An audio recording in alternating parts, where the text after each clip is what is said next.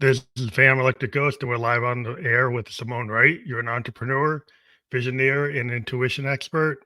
And I want to Yes, welcome you to the Fam Electric Ghost podcast. How you doing today? thanks for having me, Phantom. Happy Memorial Day. Thank you. Yeah, we already had our picnic. Yes, I mean, like yes. at the East Coast, but yeah. So one of the things I want to mention to the audience is that we are a featured podcast on the Newsly Network. You can see that little icon up there. It says Newsly. And if people haven't checked that out, if you can use that coupon code GHOST, and that's an audio only platform, be on there later tonight with an audio only version of the podcast if you use coupon code GHOST. And we also have your link up there for SimoneWright.com, and it looks like a class link to your First Intelligence Entrepreneur Edition. That will be fully clickable, so people don't have to remember that right now. They'll Awesome. be able to click through on that anywhere the podcast is published. But Cool. again, thank you for being on the show. Yeah, thanks for having me. Thanks for having me. It's exciting to talk about this stuff. It's so important now. One of the first things I always ask any guest on the show is two things I ask at the beginning: what motivates you, and why do you do what you do? What motivates me? Understanding what life is about motivates me. Um, what motivates me? Wanting to be better every day than I was yesterday. Um, what motivates me? Helping people motivates me. And why do I do what I do? Because I've known what it feels like to not trust yourself. And Mhm. so when I'm teaching other people how to listen to their intuition, I think I'm giving them tools to really begin to understand and trust themselves in a really deep way. Because I know the pain of not trusting one's inner voice and the price that you pay for that. And so being able to give people permission and some context and some tools to be able to do that makes me really happy. So that's what I That's do. What I do. I think that's really interesting because I'm a creative and I work with a lot of creative people, being a musician and a podcaster, um, and a lot of times I kind of feel, yeah, I don't know, people understand to get this idea of like a lot of times musicians and they're in this kind of muse inspired, kind of universe inspired flow state, and some Mhm, people they don't understand that, and they say, well, how can you trust that? How could you be in that kind of world? But a lot of times you have your skill set, you have the things that you learned and you practice in your 10,000 hours or whatever you learned how to do. mhm, But a lot of times it's that kind of gut intuition as a mhm, musician. If you're on stage and you're mhm, playing jazz, it's kind of mhm. like that. There's no bad note. You know how to play off the note and it's an opportunity. Um, Yeah. but I think some people don't feel that. So this discussion, well, I think I'll have a lot of understanding for your point of view. But I want to understand like what is intuition to you? Intuition for me, well, I mean, I've been hyper intuitive since I was a kid, um, as most children are, because children are sensing and feeling beings. They're not thinking beings. Children don't start thinking till they're about 6 years old. So children are profoundly intuitive. But intuition for me is at its most basic. It's a survival skill, keeps you alive, keeps you safe, keeps you secure in what I call the skin suit, the body. And at its most evolved, it's an intelligence. At its most evolved, it is that muse that you talk about. It's an evolutionary tool at its most evolved. So, and then there's all these sorts of different layers between those things. At its most rudimentary for me, it's a survival intelligence, and at its most exalted, it's a thrival intelligence. So it'll help you survive and it'll help you thrive if you know how to use it and listen to it properly. Yeah, a lot of time people have that voice or they feel like a vibe, but they don't go with it. They Mhm, kinda they use like a left, right brain. They kinda like, mhm. well, I I can't turn this into like an equation. I can't quantify it with math, so it can't be valid. Yeah. And as an artist, it's different though. A lot of times, is if I'm a musician, I could sit down and write on the bars something Mhm, I think is gonna work. But then mhm. if I sit at the piano and just let it go, Yeah. It's like that tends to work better Yes. most of the Yes. time. And Yes. even though I had all these grandiose ideas that I put down and I wrote down, it's like what they didn't work. It's Mhm. kinda like that listening to the muse, or it's really kinda like your subconscious. There's a lot of Mhm. stuff in your subconscious, and there's, like, a lot of stuff like waking dreams Mhm. that Mhm. if you are more in tune, kinda like you can channel that, Mhm. and you have to understand yourself. Like, if you Yeah. don't lose all the things you know, but No. you can kinda deal with the unknown and not be scared of it. Yes. Yeah. And where I excel as an intuition teacher, because there are a lot of intuition teachers out there, and I too am an artist. So my my day job is artist, and by day I'm an artist, and by night I'm an intuition superhero. So by day I'm an artist, and what was important for me in you said a really important word. You said quantifying. What was important for me in quantifying the intuitive process was being able to reverse engineer it. So, where I got my intuition street cred is in working with law enforcement, helping police departments find missing children, helping them with cold case files. If they were stuck on a particular case, some departments would call me in and have me do what I do. And the one of the police departments that I had done some work with, where we ended up getting a triple life sentence on a triple gang hit homicide, I went in and helped them with that. That helped me get my intuition street cred, because I was able to provide information that nobody else would know except for the cops and the people who were there. And so the police department had said, "Well, you want to do this for us full time?" And I said, "Hell no. No, It's thank you very too heavy. much. It's too Not heavy. really. No, pretty heavy. And I'm an artist. I want to stay home and paint, and I want to play with my dogs and my cats and ride my horse and all this other stuff." I said, "But what if I could teach you guys how to do what I do?" And Mm. I mean, and when that it came out of my mouth, and I was like, "Oh my God, what have I just done?" Like, Teach oh, yourself out of a job. oh, crap. And so they said, "You can teach this?" And I said, "Yeah, I can teach anybody, because everybody's got it. It's just a skill that needs to be understood and developed." So they said, "Okay." So I took 9 months and I reverse engineered it. What's going on in the biology of the body when I'm looking for a kid? What's going on in my brain? What's going on in my heart? What's going on in my gut? What are the kind of questions I'm asking? What are the targets I'm setting? Now, when I'm painting, I don't think about that stuff at all, right? It's just flow state. Mhm. But when I'm intuiting in a very high stakes environment, like looking for a missing kid, where time is limited, pressure is on, and stakes are high, I needed a formula. And so I created one. And so I put that formula together, and then I went back 9 months later, and I taught the cops how to do it. And that became First Intelligence, The Science and Spirit of Intuition, the book. That became First Intelligence, that developed the training programs for entrepreneurs and other people. But it was a process of really breaking it apart so it could be quantified. So you weren't just crossing your fingers and hoping the muse would show up. Mhm. You had a way to call on her and have her serve you in a way that served you in the moment. So that's my superpower. It was fun to reverse engineer it, because at my root, I didn't even know what I was doing. It was Wow. natural.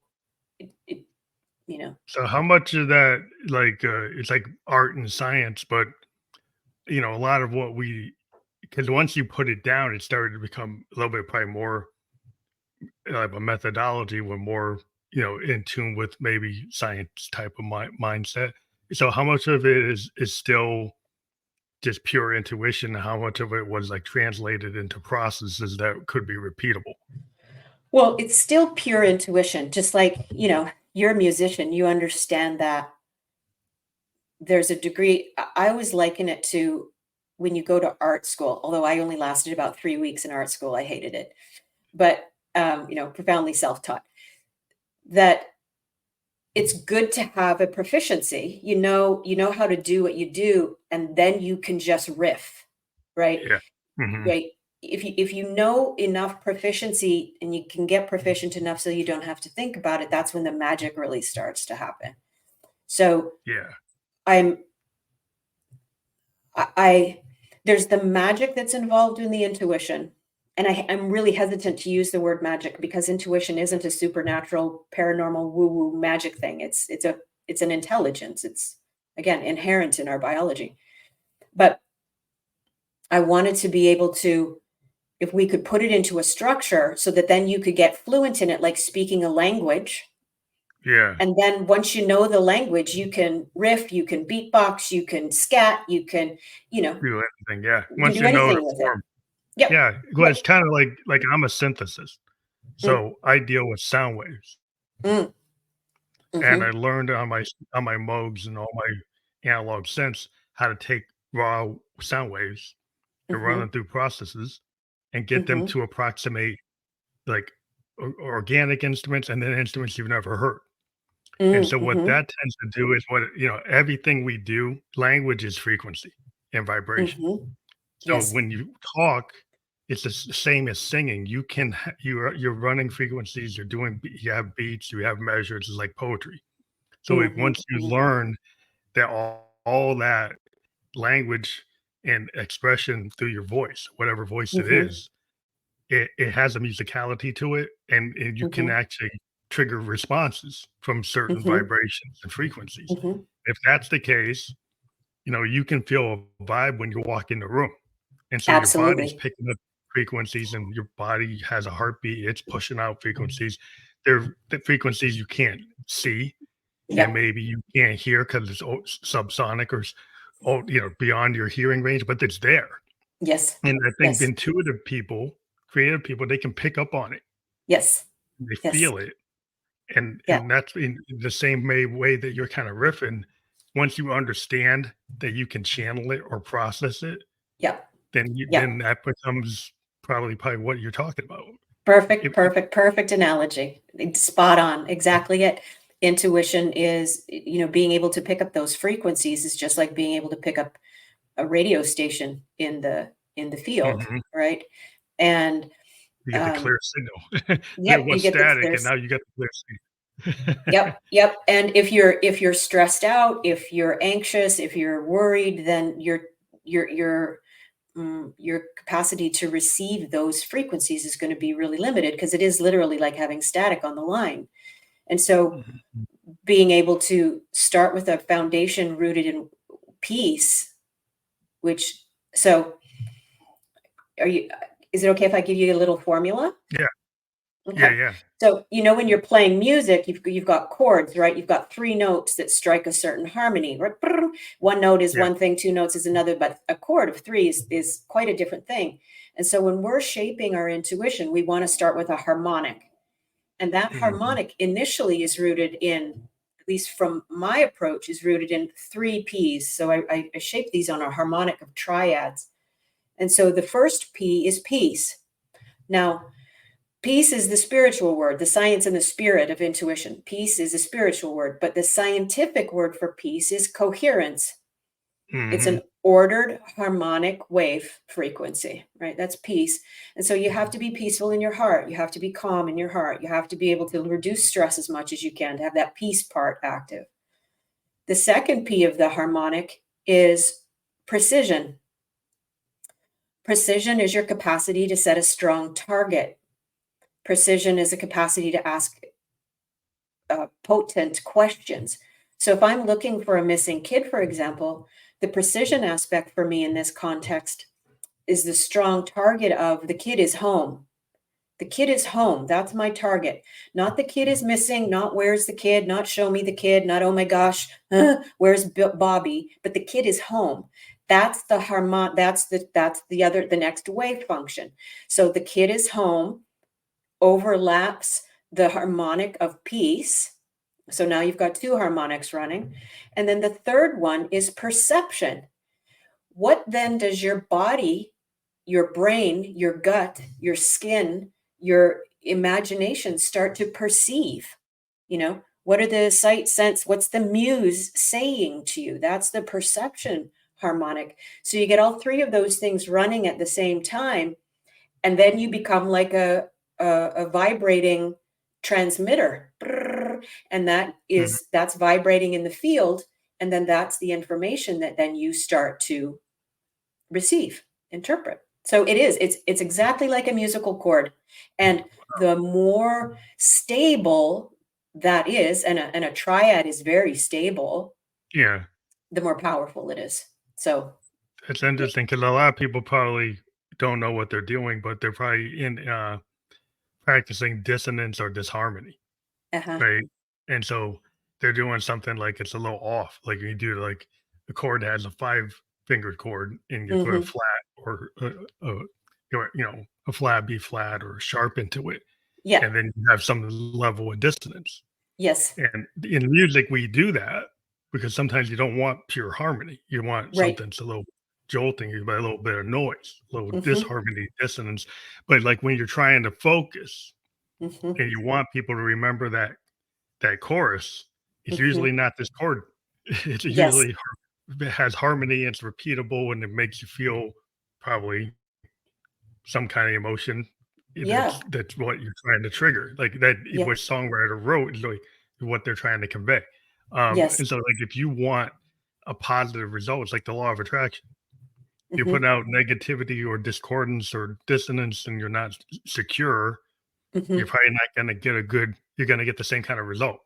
Yep. Yep. Yep. And that's why it's really important to have that foundation of peace at the root of everything. Because if you're stressed out or even judging a situation that you might be in, then that's going to cause that dissonance. That's going to be like having a sharp, you've got a sharp or a flat in there somewhere. And and in music, those sharps and flats do serve for variety, but we don't want them in the intuitive process because then it's hard to really be aware. What I call, and if we're going to use the music analogy of a note, is that clean? Is it a clean note? Is it a clean Mm. harmonic? And that's always my mission, is to be able to enter that intuitive conversation with as clean a harmonic as I can, so that I can get the information that I want and need at any given time. We bring clarity to the chaos because a lot of times, life can be chaotic. And any Mhm. kind of situation that we run into, the fear is usually because you don't know the outcome Yes. or you're not secure about the outcome.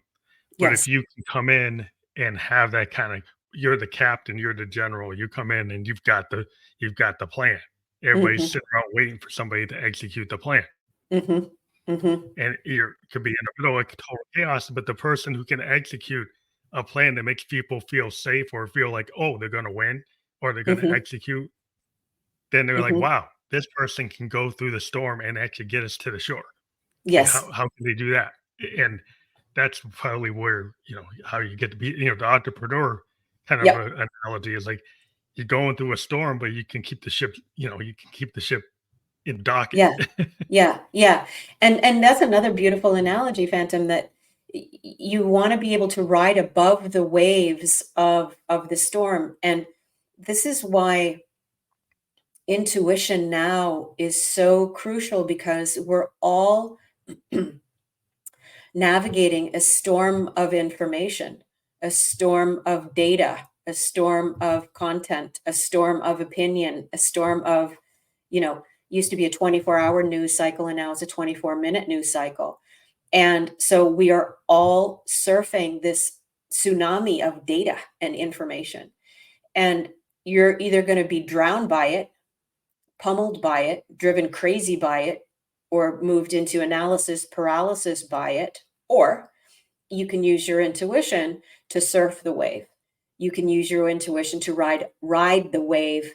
And a really good surfer can steer his wave or her board wherever he or she wants to. That's what intuition offers us in this age, where you're able to ride above the chaos Yeah, there's intentionally. a lot of chaos. I mean, kind of part of my day job is I'm in IT and I'm kind of like an old school IT. Started Hmm. off on old mainframes. Now Mm, we're in the world of AI. hmm. And a lot of my mainframe buddies, they're not very happy about the AI because they feel like, well, for years they've been able to kind of ride this wave of like there's all these big banks and insurance companies still using the old tech, Mhm. and they've had this kind of hold on that. And Mhm. now the AI's come in and say, hey, maybe now that's going to wipe that out. And they don't Mhm. know it. They don't know the Mhm. AIs that would. But then I started, like anything, you have to learn whatever the new tech is Yeah. because it seems scary, but a lot of it is just, once you learn how to understand the language of whatever's happening today, whatever the new Mhm. tool is today, you Mhm. can demystify like the danger of it. Mhm.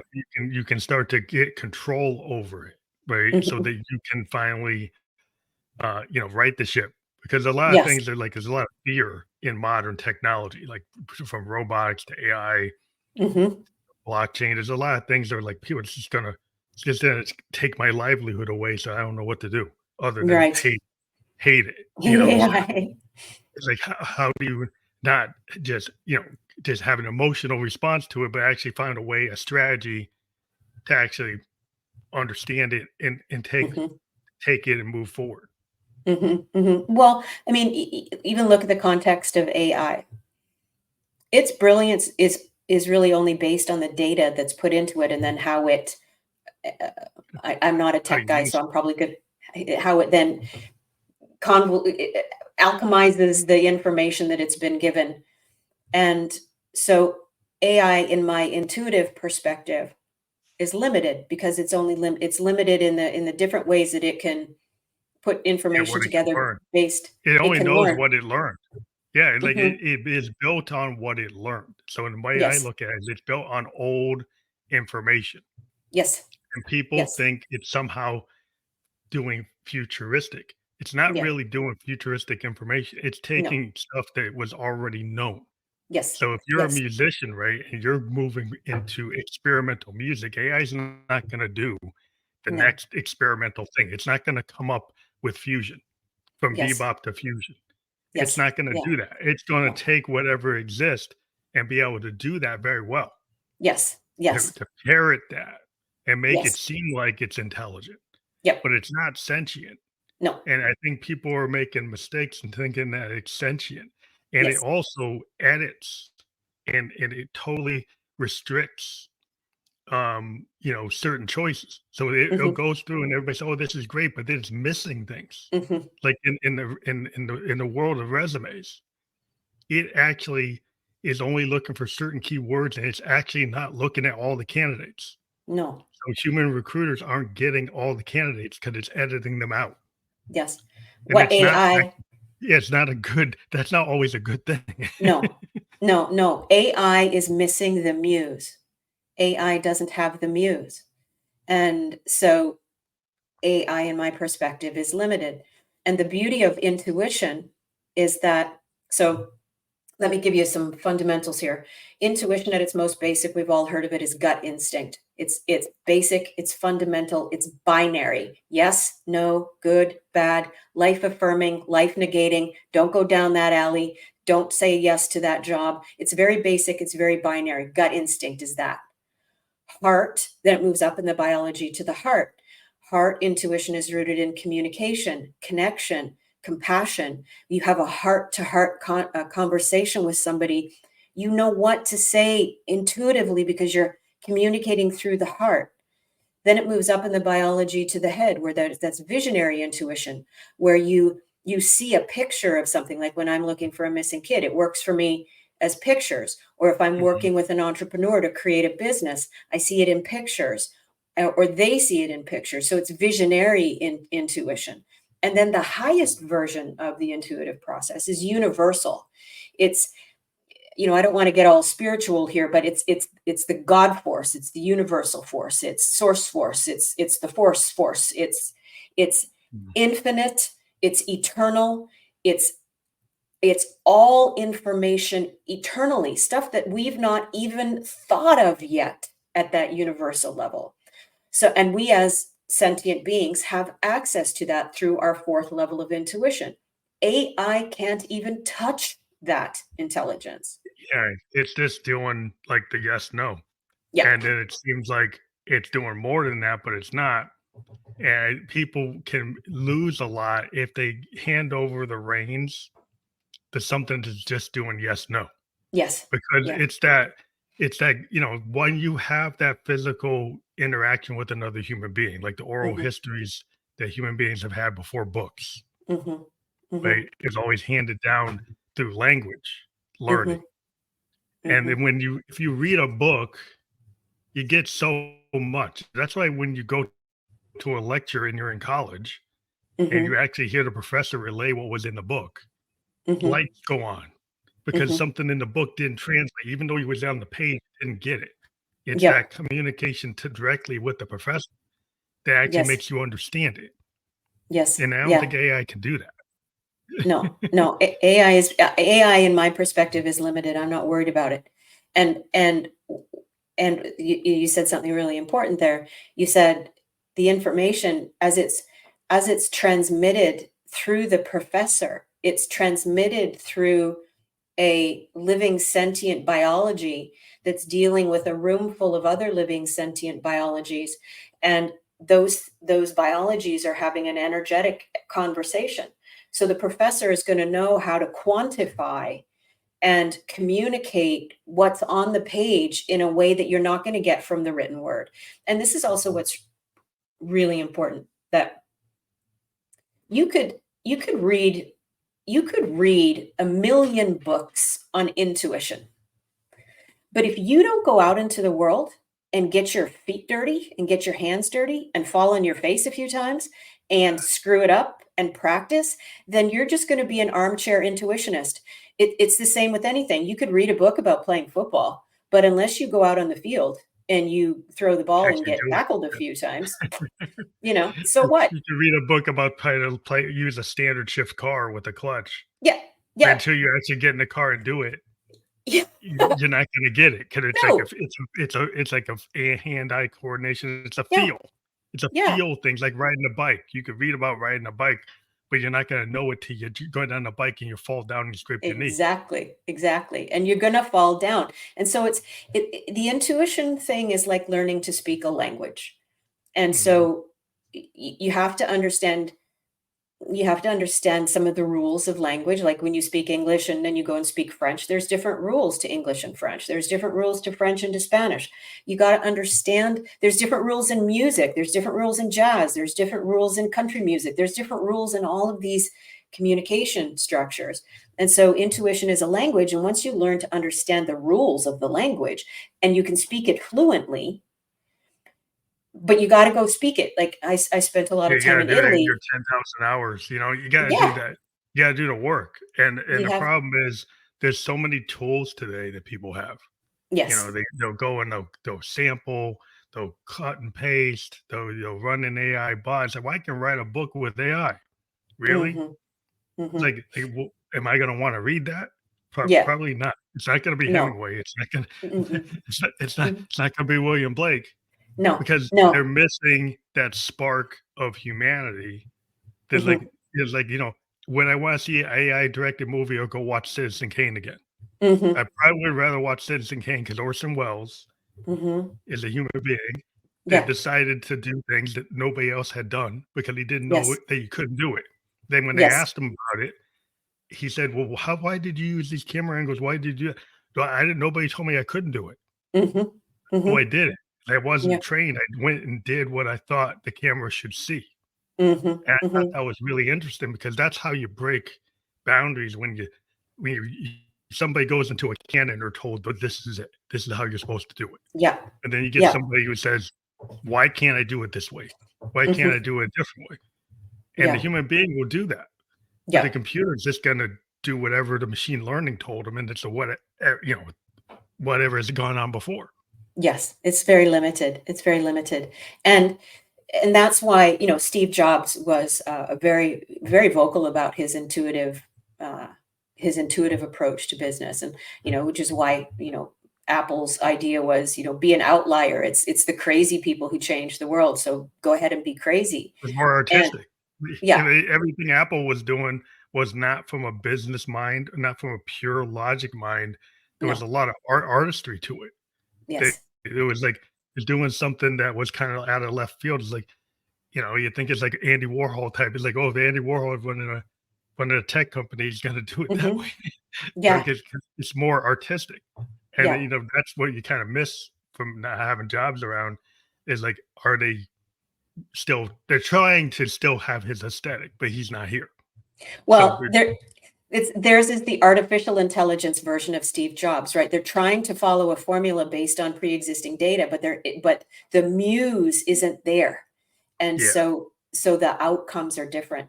But this is again why intuition is so important and why I call intuition our first intelligence, because it's the intelligence that we have within us and available to us before we know anything, number one, before we're told that there are any rules to follow, number two, and before we're told that there's any sort of box that you need to fit in order to create. And I've always been a very poor, this is why I only lasted 3 weeks in art school, because I'm a very poor rule follower. I'm a very poor box fitter inner. And, and I'm kind of like, well, if you tell me that it can't be done, then I'll be the one who goes and figures out a way who to tell tries you to that do it it? can. Yeah, So those are the trademarks of an intuitive person. And I always say that when you're using your intuition well, it helps you set trends instead of follow them. It helps yeah. you set trends instead of follow them. Because if you're just following a trend, then no innovation occurs. Nothing new can Or you emerge. just be in a So, box. That's the yeah. problem. Is a lot of times, I always find it interesting that businesses say they want the creative, say they want that person that's gonna be outside the bell curve, Mhm, but then they still measure people like the bell curve. mhm, Like, they still have performance reviews, they're basically looking for somebody to beat a robot. mhm. And, like, if you want a creative person, they're gonna be on the side of the bell curve, they're Yep. not gonna be in the middle, they're gonna be the outlier, Yes. and so they're gonna be not wanting to stay in the cube. Yeah. They're not gonna wanna do the typical 9 to 5. They're gonna have ideas that are outside of that box, and Mhm. then you're gonna punish them for not being in the box. Yes. Yeah. So you That's better why figure it out. That's why most intuitive people are entrepreneurs. That's why most intuitive people, like, I mean, you've got your sort of regular gig as your IT guy, but you've also got this powerful creative side where your intuition is just given free rein to be creative and talk and flow and no rules. And, you know, you kind of Keeps it have to do that to feed going. yourself, like to feed Yeah, yourself you have to energetically. do it just to, as a cathartic thing. Well, it's just like to be an artist, I don't do it for money. I do it Hmm. because, like, that's what I do. Right? I Hmm. just want to be in that kind of creative space, and Hmm. if it generates money, that's fine, and Yeah. I'm not going to push it away. Yeah. But the idea is, like, when you're trying to purposely get the billion views or get the Hmm. billion hits, it's like usually you're going to create something that's not really hitting it. But Well, you know, there's a but dissonance to that too, right? But it's I was always told that in school I was hard to teach. I was told that I was a difficult student, and then and then and then when I used my intuition creatively, I would get accused of plagiarism. I would get accused of copying things. And I remember on one occasion I was given a book report and I used my intuition. And again, I've been intuitive since I was a kid. And because I'm not a good student, I just kind of I winged it. I wing riffed and I it. wrote this book report. And the teacher thought I had copied it from an encyclopedia or something because the level of context was pretty high. And so, they called me and my mom into the office and accused me of things. And they said, she must be copying it from the encyclopedia. And my mom says, we don't have the encyclopedia. So I Well, don't show me know. which encyclopedia. Yeah. Yeah. Prove where it came from. Yeah. So you were kind of damned if you were, damned if you did, and damned if you didn't when you were coming as an intuitive. And so when I was young, I kept it very bottled up. And that's why, being a professional artist, that's where I was allowed to really let it shine. And then when I was invited to work with law enforcement, I really took the lid off of it and said, you know, believe me or don't believe me. What's the validation? The kid is home or this case is solved. I don't. Well, So out of the box thinking is really important because a lot of times the way you get people, they put blinders on. So I would mhm, think that what you probably did is open up the eyes of people to, like, maybe go down the blind alley that they didn't. It's not really a blind alley, but they thought it was. You Yeah. know, because Yeah. sometimes people won't even open the door, or they Mm-mm. won't even look somewhere because they just say, "Well, that's not even worth doing." Yeah.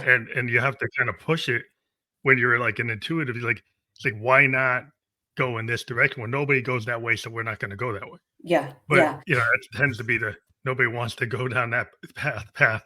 Well, and I say this too, that to live an intuitive life, you can't be a sissy. Intuitive life is not for sissies. You have to have a degree of courage that people who are following intellect simply don't need because they're following data. But when I went back up to Canada to train those 22 police detectives, I had them in a room for 3.5 days, and most of them were delighted to be there, or at least curious to be there.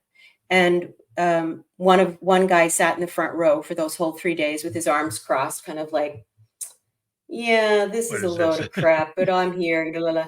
But I said to them, I said, how many? This is the first thing I asked them. I said, how many of you guys and gals have been on the scene on a crime scene or whatever, or an investigation, and you just knew in your gut something wasn't right. You just knew something was off. Maybe you just knew it.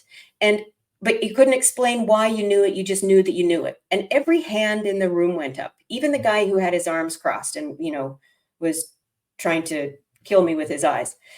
And so I said, okay, so I'm not trying to convince you of something that you don't already know to some degree you already have. I'm just here to help you refine it.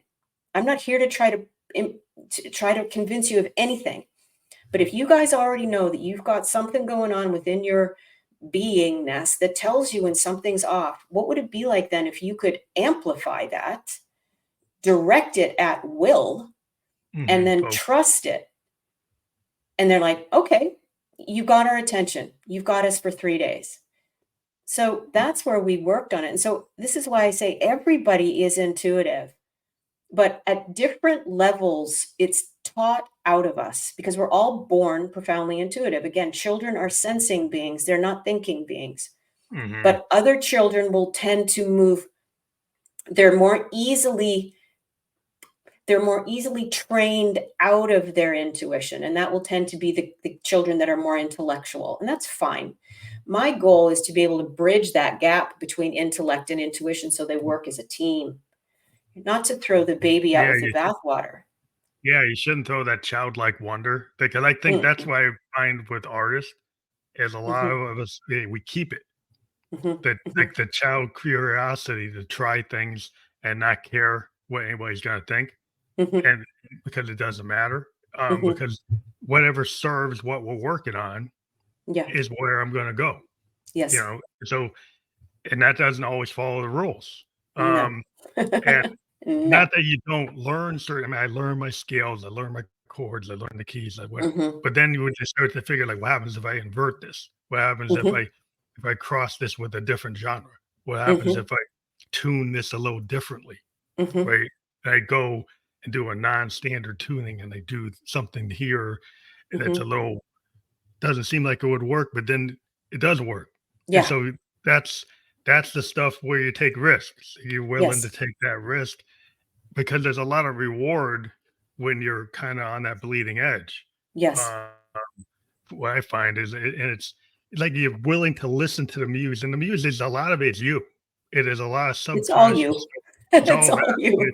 It is other stuff you might have seen from the outside. You might have Yeah. heard something on the radio, you might have read something in the Yeah. newspaper, and it's still your interpretation Yes. of Yes. whatever you saw as an input. Yes. Yeah. Yeah. Well, and so, on the subconscious level, we all have people tend to think that our subconscious is sort of our single individual unconscious program, but it's not. The subconscious is infinite, and we have access to infinite subconscious patterns.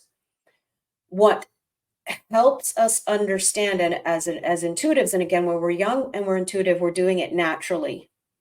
We're making choices and then accessing the subconscious and then getting that information, and it's showing up as our intuition. When we're older, and so the subconscious has the capacity to create.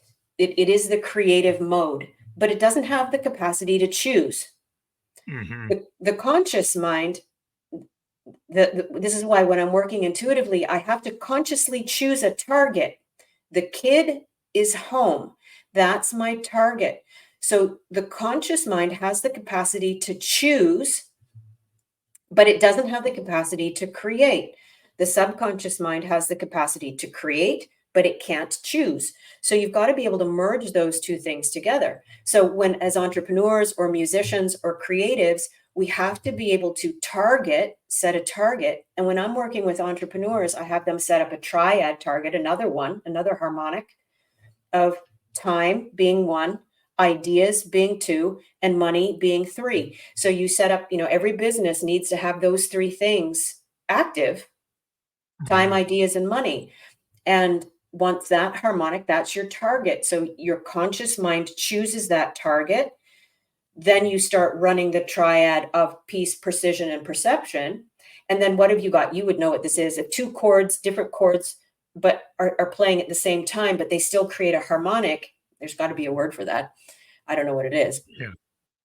Um, Yeah. it's two different chords playing at the same time, but it's still creating a harmonic. So you're using your conscious mind to choose. I always say it's like a cowboy throwing his lasso into a herd of 10,000 cows and picking out one as a possibility, and then using that information to move him forward.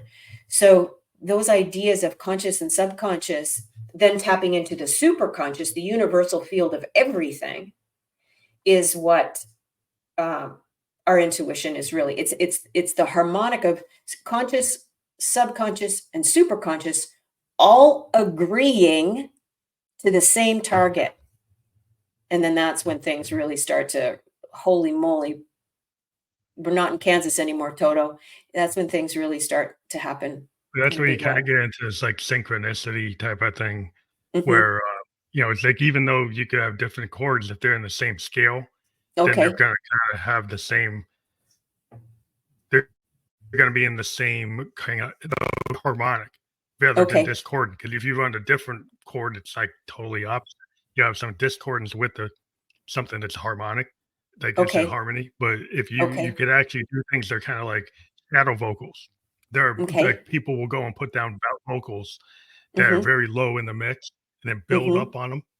And then Mhm. when you put them all together, they're all in the same key and they Mm. all kind of build up the vocals. So the vocal Mm. sounds like more than one person because it is. It's Mhm. like they keep on doubling or keep on Mm. adding, but they'll do like little hints of it and then Mhm. accent different parts of it. And then Mhm. when you hear it all at once, it becomes like that chord. But it's got Mm. like colors. There's like colors to it and Yes. how it shapes it and it gets fatter. It gets Yes. more a bigger sound. Yes. I deal Yes. with a lot of old gear that will tune like something like each note is tuned by an oscillator. Each oscillator Mhm. is in a Mhm. different, slightly different key. And when you put them all Okay. together, it creates something that's very harmonic. By themselves, they would seem discordant, but then you put it Right. together Right. and it's a really cool And sound. I'd be interested to know then, when you're combining those different notes within the same harmonic, does the size of the wave function, the amplitude of the wave function, does it get bigger? Like sometimes, like on analog synthesizers, it takes up all the headroom, what we call headroom. Like in Mhm. the mix, it can take up all the room. Some of my like, if I'm using something like a Moog, which is a famous Okay. analog synth, it's so fat in the mix Mhm. that it drowns out other things. Mm. So Mm. sometimes people try to tone it down Mhm. and they use other instruments that aren't as heavy because it will Okay. take up so much bandwidth or so much headroom that Mhm. in the mix, it's like the recording engineers look at it and say, "Well, this Moog is taking up so much bandwidth, I can't put other instruments into this song Okay. because it's taking up too much room." So Okay. sometimes you have to bring it down in the Uh-huh. mix You have to or decide balance it. balance it out because it's like too Okay. heavy. Mhm. And that's where like some of that old '70s stuff stopped getting used because people Mhm. wanted more delicate sounds, and the Mm. digital stuff allowed the people to be like more delicate and not take up as much bandwidth. with, Mhm, but it mhm, doesn't have the presence mhm. of the Yeah. analog. Is older technology, but it's very powerful and it's very warm, Yes. kind of like Yeah. Hammond organ or something. It just takes up a lot of room, and then Right. you There's a feel it, and like richness. there's a richness to it, but sometimes it can be too rich. And Mhm. it really whatever serves the song. Like Right. if that song deserves to have something that rich, Yeah. then do it. If it Right. doesn't, don't do it. Right, right, right. Well, and you wanna balance your richness with something a little, you don't want you have really good chocolate with a little espresso. That's why chocolate and espresso go so well together because it's the It's like the a cook richness of knows the what we're chocolate. talking about. Yes, Any yes, chef yes, would know that yes. you don't wanna overpower the flavors if you're Right, right. trying to make something really delicate or something have a certain taste. You can't use something that's, like, overpowering, and gonna ruin the whole recipe. Right. Well, and that's why this blend in the intuitive conversation is so important. So it's, this idea of peace, precision, and perception, and then the idea of time, ideas, and money. And then you add another harmonic onto that of head, heart, and gut. Mm, And and so you start adding all of these frequencies, these ideas, and then when you're done you get this really rich, deep, but balanced. And then a fourth and final triad, to just throw another whammy into the mix, is the accuracy triad. And that's the triad of elegance, efficiency, and expansion. Because people are often wondering, well, how do I know if my intuition is accurate? And I say, okay, intuition is elegant. It gives you simple, clear direction, just like the GPS in your car. It's not fancy. There's not a lot of bells and whistles. It's turn left, turn right, go 4 miles, make a U turn. It's la, la, la, la, la, la, la. It's elegant. It's efficient. It's not going to tell you drive 4 miles and then turn around and drive 2 miles and then take a left and go 14 miles when all you need to do is go around the corner. It's very efficient. It doesn't waste time. It doesn't waste energy. And it's expansive. It's going to invite you to grow. It's going to invite you to take risks. It's going to invite you to do stuff you've never done before. So now you've got four triads, four different harmonics, but they're all rooted in your evolution. And so you start to be able to recognize, I'm speaking this language. Okay, do I have these four triads all playing the same song? Maybe one's the violin, maybe one's the cello, maybe one's the percussion, maybe one's the timpani. I don't know. I'm not a super musician. But you've got four instruments, but they're all playing the same song. mhm. And that's how you start to get fluent, because it's not just when you know the formula, then you can riff, right? Yeah, And well, yeah, you gotta have a roadmap. It's kinda like you to tell your story, you gotta have the plot, yeah, you know? yeah. You gotta start somewhere, and you gotta have a direction, and, like, you're giving people, like, a tool set Hmm. that it kinda training your brain, because Yes. our brain sometimes can think that there's limited choices where it's more expansive, like, a type of Hmm. music I call my music expansive, Mm, um, and we actually call it expansive sound experiments because it's because it's a very experimental, but the idea is, like, yeah, if you have that frame, because a lot of people in music, they'll try to say, "What do you do?" "Oh, what genre are you?" yeah. And you say, "Well, I'm electronic or EDM, I'm trance, I'm rock, and whatever." But you say you're expansive, then they say, "What does that mean?" "Means I can Right. cross over all of them." And they're like, Mm, "What?" And it because that's what I like to do. And they don't hmm. like that because Hmm. they wanna pin you and say, "Well, you're Hmm. just EDM or you're country or you're rock or you're Hmm. soul." They don't wanna hear you're expansive No, no. because that's like, how do I market that? 'Cause Yes, I have to market to a niche. yes, But yes. what if you don't really belong in that niche? Well, again, what if you set trends instead of follow them? And I'd rather lead than follow. And if somebody has a this might sound a little bitchy, and I don't care. If somebody has a hard time keeping up, that's not Not my your problem. problem. Yeah. That's a So, problem because yeah, they have a hard it time might be a keeping up. problem. This might be a problem, but it's not mine. And so that's what intuitives tend to do. Like, Michelangelo in his day was considered a rule breaker. Leonardo da Vinci was considered a rule breaker. Steve Jobs, rule breaker. Richard Branson, rule breaker. Warren Buffett, rule breaker. Like the list of rule breakers who work with their intuition is long and deep and wide, and some of the greatest, paradigm shifters in history. So even Einstein said that he got more of his ideas using his intuition than he ever did trying to grind it out in the lab. Yeah, well, he got like D's in math. I mean, they for somebody that was a brilliant mathematician and physicist, when they Yes. were trying to measure him, it was kind of like the bell curve. They couldn't measure Yes. him correctly. Mhm. Yep. A lot of times, with somebody's on the cutting edge, they will fail the standard Mhm. assessment Mhm. because they're way beyond it. And the Yes. assessment's just testing like the kind of typical person, but not the Yep. atypical person. So it's not Yes. going to get it right. And then the No. problem is everybody wants to have these, like certified this, certified that, Mhm. that they got the establishment degree from Berkeley Mhm. or whatever. But how Mhm. many artists are not from Berkeley or not from, yeah, how many? I mean, Hendrix didn't go to this, to, you know, he didn't. Yeah. No. Dylan, No. he didn't go either. It's like No. most of them didn't go. So No. what are you talking about?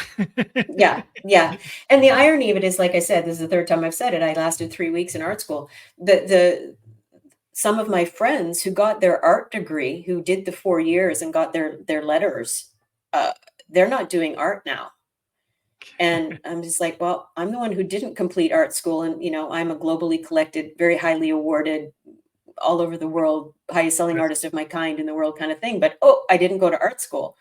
yeah. And, yeah, that's okay.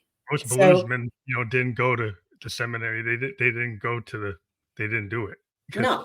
you know, 'cause they felt it, man. A lot like, Yes. if you feel it and you can do it, whether you can, if you wanna be a professor, that's fine. If Mhm, you wanna be able to explain it, but that's a mhm. different skill set than Yes. actually being the person who actually can do it. Yes. Um, Yeah. and then people Yeah. get confused Yeah. because, like, Well, it's and your different, not to intuition put it down, but, like, yeah, it's like, it's okay. your intuition, so this is why I root my what I teach in the science of it and the spirit of it, because and this was the blessing for me in working for law enforcement, which is why I think it makes me such a good teacher, is because I could do it naturally, but then I had the curiosity to figure out what I was doing. And Mhm. so I had to learn how to I had to that was the reverse Construct it. engineering. So how can then I teach this? And so that was really what was kind of cool for me, because I was doing it intuitively, naturally my whole life, so I didn't have to think about it. But when I reverse engineered it and really thought about what I was doing and could apply that formula to it, my intuition went, it took off like bananas. It just took off. And so I think, as people who are naturally intuitively gifted, if you understand it in a way that you kind of got to use your intellect a little bit more about it, then you're going to become, let's say you're a naturally gifted musician and you've just been naturally gifted your whole life. And let's just say you go to Juilliard for a summer school, and you go and you learn some stuff, and then you come back and you mix those two things together, something's going to come out of that, Yeah, you know? yeah. So that's why I'm really excited about what I was able to discover when I reverse engineered it, because now I can say, okay, intuitives, creatives, you yo-yos in the back of the room who are viewed as the outlier crazy people, here, let's formulate that so then you become even more potent in that way. And then you're Well, that's almost your superpower. untouchable. That's your Well, your superpower. superpower was yeah, well, your superpower too was able to be in a to deconstruct that and then be able to put it together in a lesson plan or in a Mhm, book to mhm. be able, because a lot of times people will have, like, a talent, but they don't know how to explain their talent. They don't Yeah, know how to explain how they got to be Hendrix, right? Or they can't yeah. really translate it to someone else, and so there's only one Hendrix because couldn't really teach anybody else how to do it. Right, right, So right. if you can actually teach somebody else, to be able to bring that out of themselves, Mhm. that's a power in itself because you can, you're kind of you're paying it forward. Yeah. Yeah. Well, and that was the thing too, because you would hear people like Richard Branson or Oprah or Steve Jobs or those guys talking about, oh, I use my intuition to do this, but none of them could explain how they were doing it. And so I'm like, Yeah, okay, there's my in, right? Because good. all these big Yeah, fancy people are saying, oh, use your intuition. And they'd say, okay, tell me how. And they're like, I don't know. I don't know how to do it. It's like, all right, Simone, here's your wheelhouse. Go fill that well, gap. that's a good place to be because that's where you find the new. You give yourself, your own career, Yeah. because you create that space like people weren't willing to like really try to. You did the work to figure out like, well, how am I doing this? Yeah. Most people won't sit there like in the looking glass kind of self and figure out like, well, how is that happening? Yeah. They don't do that investigation to figure out because it's like, well, that's a lot of work. I don't know if I'm going to, you know. Well, and in that moment when I said to my police detective friend, well, what if I could teach you guys how to do this? And then I was like, holy crap, what have I just done? Because what if I can't teach you how to do this? So in that moment, when I asked that question, that was my intuition talking, right? Because if I sincerely thought about it, there's no way in hell. That's a lot of And work. I'd be like, no, I'm not going to They do gave it. I'm us a not going to big do it. project there. Yeah, it's like, oh crap, now what do I do? So I kind of wanted to put it back into my mouth, but his eyes lit up. He's like, you can teach that? And I'm like, whoa, sure. And Mhm. listen, I had already been teaching intuition, but to sort of more of the spiritual community where their their framework of skepticism was much lower and they're more willing. So for Yeah, me to go into the gauntlet of law enforcement, high level yeah, that's skepticism, hard crowd, and hard hard crowd. crowd, tough crowd, and you can't go in there waving crystals. You can't go in there saying, I'm going to talk to my animal guides. You've got to No, be able to, you know, it has yeah, to be rooted in they science. wanna see it. They want it. Well, They want the real deal. they want the real deal because you can't go into court with evidence that says based on a hunch. You Mhm. have to be able to go into court with facts. And so I could not go into training the cops being anything even slightly resembling fluffy. So Mhm. that's part of my what makes me different, I think, in the world of intuition coaches, is that I'm so not fluffy. It's That's because probably a rare thing because like I said, most people probably don't wanna do the work to mm-mm. make it not fluffy. Like Yeah, to actually get down, distill it, and actually get to the core to be yeah, able to analyze it, yeah, and turn it into something that's not fluffy. yeah, And that seems like a lot of hard work, but like if you have a passion for it, which mhm, you do, so mhm. you didn't stop, you went and did it. Yeah, yeah. And what was interesting too, that when I started to develop the program, my intuition is what helped me develop the program, right? I had a target. I'm developing an intuition training program for law enforcement. And as I started to, it would lead me step one, do this, step two, do this, step three, look at the biology, and my intuition just led me, led me, led me. And people keep saying, well, it must have been really hard to write the book because you're not a science-based person. And I said, well, initially it concerned me a bit, but then my intuition told me, look to this scientific study, look to this scientific story, look to the biology of the cells, look to the biology of the brain. And you said You know what I'm something saying? earlier. Brought it to you. Law Yeah, of so attraction the kind of brought it intuition to you. brought it all to me. Yeah. And you had said something earlier, Phantom, about, you could walk into a room and just, your skin gets all skin bumply and the hair stands up on the back of your neck if, there's a creepy person in there. And here's the science of that. So here's for you science nerds.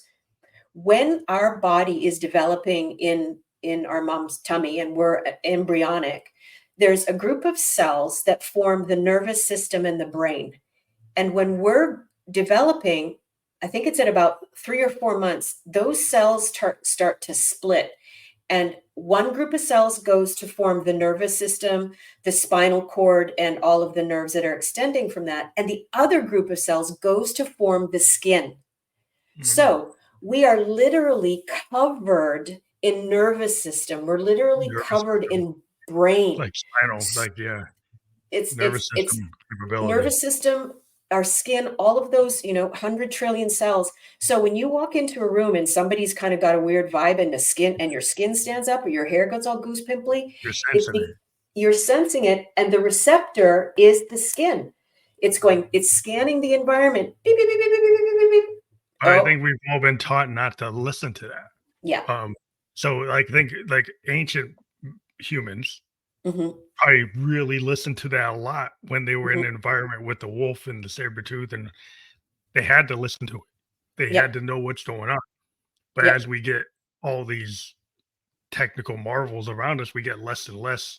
I don't need that. Yes. I would use my tool rather than use my body. Yep. And I think that's where the kind of disconnect between what your capabilities are Hmm. in your body and your mind. Hmm. You lose capability in your mind and you lose your sensory perceptions Hmm. because then you don't believe in them because like you're kind of told, oh, you only have three, you only Yeah. have this, Yeah. you don't have it, so you don't think about it No. other than you don't have it. So Yes. they Yeah. you're Well, and living then in it's like without. yes, and we're also socially conditioned out of it because, and especially for women, if women get that sort of and their skin crawls and this like, oh, but don't be, or as children, we'll sense somebody's not safe, and we'll retreat, we'll withdraw, we'll hang by mom's skirt, and mom will push us forward and say, go ahead, don't be shy, don't be rude, go play with Uncle Bob, and Uncle Bob is a predator, Yeah, right? the wrong And move. so we're trained out of it at a very young age because of social constructs, be polite, play Yeah, nice with the other people. listen to your parents, listen to your Yeah. older. Yeah. Don't pay attention to the vibe you got, That's and right. Yeah. because, like, the social structure becomes the rule, and the Hmm. structure could be wrong, but, Hmm. it could be have a lot of bad actors or bad results, Yeah. Yeah. because it's not it's a lot of hidden things, hidden Yes. traps where people aren't being, forward. Yeah. But I think that what we've been talking about is just incredible, and you have a lot of interesting, what you've talked about I've never heard before.